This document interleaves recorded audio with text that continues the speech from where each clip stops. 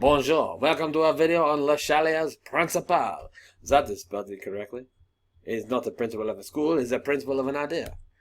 Okay, so Le Chatelier's Principle is a principle that applies to a system at equilibrium as it undergoes a change. If a stress, this is what the principle says, if a stress is applied to a system at dynamic equilibrium, then the system will move in a way to reduce the stress. There are several factors that will stress a system. For example, you can change the temperature, and that will upset the equilibrium. The concentration will upset the equilibrium, and so will changing the pressure. If the equilibrium moves, it changes the concentrations of the reactants and products. For example, if it moves to the right, so we have reactants goes this way, products. If it moves to the right, it increases the concentration of the products as the reactants are used up. If it moves to the left, or the reverse reaction, the concentration of the reactants increases as the products are used up. Changes in concentrations are relative to the molar ratios. So for example, here we have 2 NO2, and here we have 1 N2O4. And you can see the changes in this one are double this one, because that is the molar ratio. Temperature. How does temperature affect Le Chatelier's principle?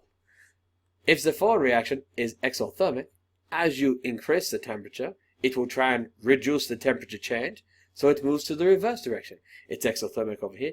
That's also an exothermic reaction. So it's an exothermic reaction. So it's like, we need to reduce the temperature, go to the reactants.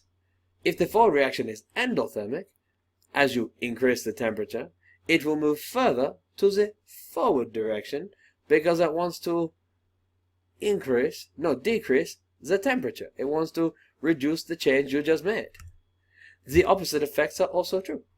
So if you decrease the temperature, an exothermic reaction will move to the forward reaction.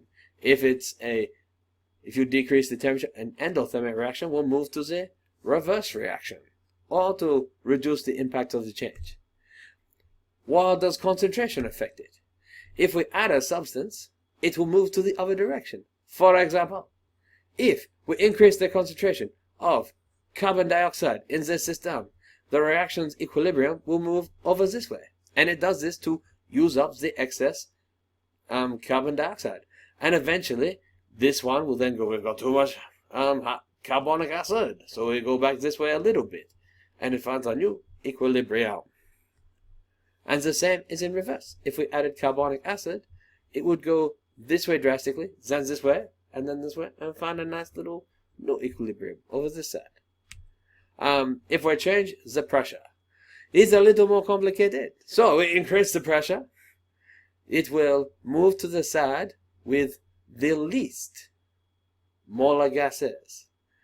If we decrease the pressure, it will move to the side with the most molar gases. It does this, for example, because it wants to relieve the pressure. So if we increase the pressure, this one will go over here, because it wants to, you have more gases here than you have over here. This gas, liquid, aqueous. If you increase the pressure, it will move to this way to relieve the gas pressure.